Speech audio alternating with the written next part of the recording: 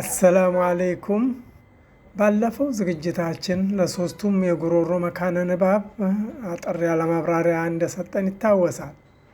እነሱም ሩቅ ጉሮሮ አና ሀ የሚወጡበት፣ መሀል ጉሮሮ ሐና ዓ የሚወጡበት፣ ሩቅ ጉሮሮ ቅርብ ጉሮሮ ኸና ገ የሚወጡበት መካነ ንባብ ነው። ኢማሙል ጀዘሪ እነዚህን የጉሮሮ ፊደሎች መካነ ንባብ በቃል ለመያዝ እንድንችል ثم لأقصى الحلق همز هاء ومن وسطه فعين حاء أدناه غين خاء ها والقاف أقصى اللسان فوق ثم الكاف ይላሉ። በሁለተኛ ቤት ስንኝ መጨረሻ የጉሮሮ ፊደሎች እንዳካተሙና የምላስ መካነ ንባብ መጀመሩን ይጠቁማሉ። ሶስተኛው ምላስ ነው። በሱም 10 መካነ ንባቦች ሲኖሩ በእነሱ አማካይነት 18 ፊደሎች ይፈጠራሉ። ነገር ግን እነዚህ ፊደሎች በምላስ ብቻ የሚፈጠሩ ሳይሆን ሌሎች 2 አካላትም ምላስን ይጋሩታል። እነሱም ላንቃና ጥርሶች ናቸው። በመጀመሪያ ላንቃን ብንወስድ ላንቃ ከምላስ በላይ ያለው የጉሮሮ መገናኛ የአፍ ዋሻ ነው። እሱም ድድ፣ ፊት ላንቃ፣ ጠጣር ላንቃ፣ ልዝብ ላንቃ፣ እንጥል በመባል ይከፋፈላል። ሁለተኛው ምላስን የሚጋራው አካል ደግሞ ጥርስ ነው። እሱም ብዙ ክፍሎች አሉት። የፊት ጥርስ፣ ክራንቻ፣ ቀዳሚ መንጋጋ በመባል ይከፋፈላሉ። አሁን እንደገና ወደ ምላስ መለስ ስንል ምላስ ከእንጥል ጋራ የሚነካካው የምላስ ስር፣ ድህረ ምላስ፣ መሀል ምላስ፣ የምላስ ጎን፣ ቀኝ ጎን፣ ግራ ጎን፣ ሩቅ ጎን፣ ቅርብ ጎንና ጠረፍ ጎን በመባል ይከፋፈላል።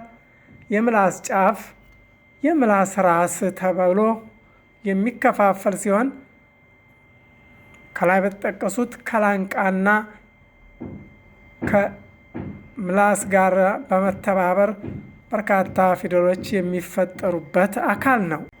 የምላስ ክፍሎችን በስዕሉ ብናያቸው የምላስ መሰረት፣ ድህረ ምላስ፣ መሀል ምላስ፣ የምላስ ጎን፣ የምላስ ጫፍና የምላስ ራስ የተባሉት በዚህ መልክ ይታያሉ። አሁን ወደ ምላስ መካነ ንባብ በቀጥታ ስንገባ ከላይ እንደጠቀስነው የመጀመሪያው የምላስ ስርና እንጥል በሚነካኩበት ወይም በሚጋጩበት ጊዜ የሚፈጠር ሲሆን እሱም የአረበኛ ቀ መካነ ንባብ ነው። ለምሳሌ ስኩንን ብንወስድ ወቅተረበል ዋዕዱል ሐቅ፣ ፈትሐን ስንወስድ ወቃለ ረቡኩም፣ ዶማን ስንወስድ ቁሉ አመና፣ ከስርን ስንወስድ ወቂለ ሊናስ። እዚህ ላይ የአረበኛ ቀ ያልነውና የምላስ መሰረትና እንጥል ሲገናኙ የሚፈጠረው ለማለት የቻልነው ከአማርኛ ቀ ለመለየት ነው። የአማርኛ ቀ ከአረበኛው ቀ እና ከከ መካነ ንባብ መካከል የሚፈጠር ሲሆን ከአረበኛው ቀ ለየት ብሎ እናገኘዋለን። ለምሳሌ ወቅተረበል ዋዕዱል ሐቅ፣ ወቅ ስንል በአማርኛው ወቅተረበል ዋዕዱ ሊሆን ይችላል። በዚህኛው በአረበኛው ቃፍ ብንቀራ ስህተት ይሆናል ማለት ነው። ሁለተኛው ደግሞ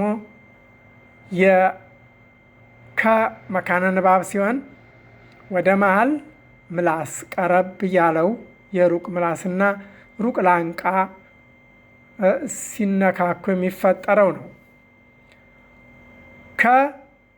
የሚለው መካነ ንባብ የእኛ አማርኛ ገ በካይሮና አካባቢዋ የሚኖሩትም ገን ይጠቀማሉ። በርካታ የአረብ ሀገራትም እንደዚሁም ገን ይጠቀማሉ።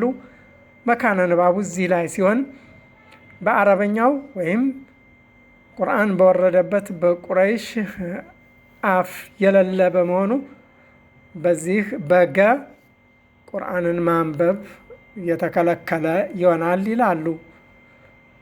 ከን ስንመለከት ስኩኑን ፈአክተሩ ፊሃ አልፈሳድ ፈትሐው ከቡረ መቅተን ዐንደላህ ዶማው ኩሉ ሸይእን ሃሊክ ከስራውን ደግሞ ኪታቡን ኡንዚለ ኢለይኩም የሚል ሆኖ እናገኘዋለን።